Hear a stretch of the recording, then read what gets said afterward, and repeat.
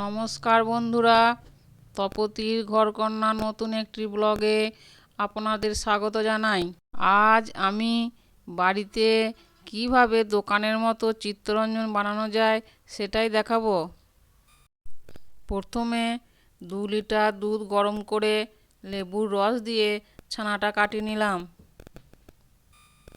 ছানাটা ছেঁকে জল ঝরিয়ে নিচ্ছি।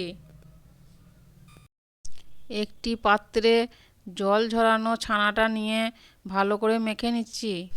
পরে 2 চামচ চিনি ও একটা ছোট এলাচ দিয়ে আর একবার মেখে নিয়ে একটা ডো তৈরি করে নিচ্ছি। এবার আমি একটা এরকম পাত্র নিয়েছি। ওই পাত্রের মধ্যে ডোটা দিয়ে ভালো করে এইভাবে হাতে করে চারিদিক সমান করে নেব। এইবার গ্যাসে একটা কড়াই বসিয়ে তাতে জল দিয়ে একটা স্ট্যান্ড দিয়ে পাত্রটা বসিয়ে 15 মিনিটের জন্য ঢাকা দিয়ে ভাপিয়ে নিচ্ছি। 15 মিনিট পর ঢাকনা খুলে হাত দিয়ে দেখে নিচ্ছি চিত্তরঞ্জনটা হয়েছে কিনা। আমার চিত্তরঞ্জন হয়ে গেছে, আমি নামিয়ে নিচ্ছি। ঠান্ডা হওয়ার জন্য রেখে দিচ্ছি।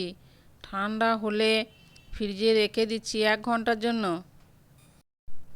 ফ্রিজ থেকে বের করে নিয়ে কেটে দেখাচ্ছি, দেখুন কত নরম ও স্পঞ্জি হয়েছে। খেতেও খুব ভালো হয়েছে। আপনারা এইভাবে বাড়িতে বানিয়ে দেখুন, ভালো লাগবে। ভালো লাগলে লাইক, কমেন্ট, শেয়ার ও সাবস্ক্রাইব করবেন। আজ এই পর্যন্তই। আবার দেখা হবে অন্য কোনো ব্লগে, অন্য কোনো রেসিপি নিয়ে।